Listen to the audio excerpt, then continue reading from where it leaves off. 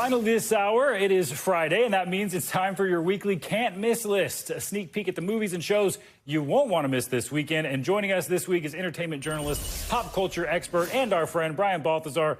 Brian, thanks so much for being here. And want to start with one that's an interesting name choice for Good Friday. It's called Sinners, which is out now in theaters. It's a vampire film, I think, set in the 1930s. Yes. What can you tell us about this one? That's it. No, I'm just kidding. No. Michael B. Jordan plays twins. He plays twin brothers, but playing both parts. But this is not your Parent Trap hilarity. This is like gothic thriller, scary.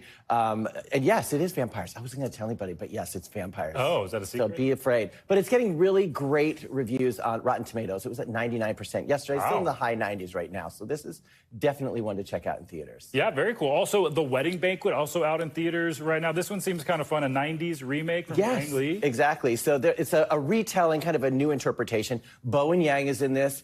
Lily Gladstone, and we're not used to seeing Lily Gladstone in comedic roles. Yeah. And so this one now, Bowen Yang and his partner, and Lily Gladstone and her partner, they arranged for one of their respective couples to get married. It's a marriage of convenience. And then family come in, and you know how the traditions went out. So they end up having this big wedding at the insistence of grandmother. But it's fun, it's funny, it's heartwarming, it's a relationship comedy. I really do love Bowen Yang. I think he's fantastic. And he's actually, this is a little bit more of a subdued version of him. He's still hilarious, but it's more of an acting role for him. That it's not just him being Bowen Yang. So, you know what I mean? Yeah, Bowen Yang can't go wrong. Yeah.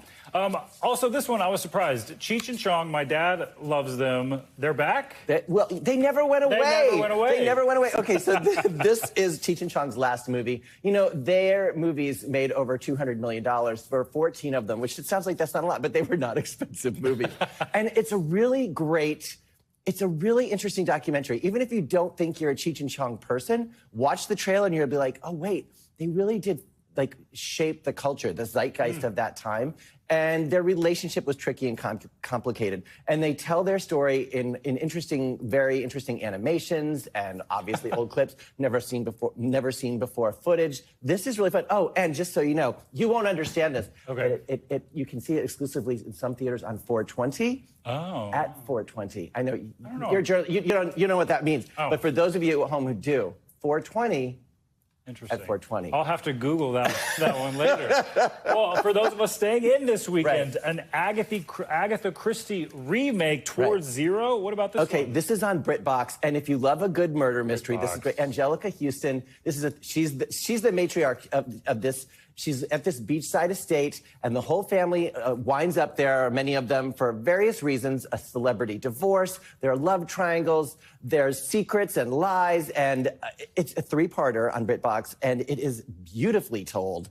And it's just it's right up my alley. It's a great binge for the weekend. Yeah, the filming there looks really cool. Matthew Reese as well. Yet another period piece, Government Cheese. This was on Apple Plus, which has a lot of good stuff. I don't think it's enough attention. What can you tell us about Government Cheese? Right, okay, so this is a series on Apple Plus, and it takes place in the 60s, but it's kind of a hyper-stylized suburban story of this guy who comes home from prison. He doesn't even tell him he's coming home. It's like he shows up home from work, and he wants to begin his life again. He's an inventor. As you can see, they're talking about his invention there. But a debt from the past comes back that must be paid. But it's very quirky, almost Wes Anderson vibes to the scenery and to the storytelling, and it's a really fun show. Very cool. And then this one, a lot of people excited about Andor Season 2, the Star Wars fans out there. Keep talking about this one. What should we know about Season 2 after this long wait? I feel like we should bring Sean from the control room in here for this, because this is perhaps the most loved of the Star Wars extensions of the Star Wars universe. This is the second and final season, and there are 12 episodes, and it's a continuation of, obviously, the first season, but they'll be releasing them in 3-episode chunks, and they will reflect a year in their respective lives. So we're going to see 4 years play out in 12 episodes, and people love this show. Yeah, it is. It's one of the... I watched The Mandalorian we were talking about earlier. There's so much Star Wars content out there. This is a great time to be a Star Wars fan. It is. It's hard to keep up. And the music in this trailer, when you watch this trailer, you're like, this is not your typical Star Wars sound. So I don't know yet if that's in the series. Yeah, is that a good Well, thing they did have a composer that they brought in. They have a new composer for part of this series, actually. I love the music. All right, Brian, thanks so much. And thank you all for joining us. That's going to do it for this hour of Morning News Now. But your news continues right now.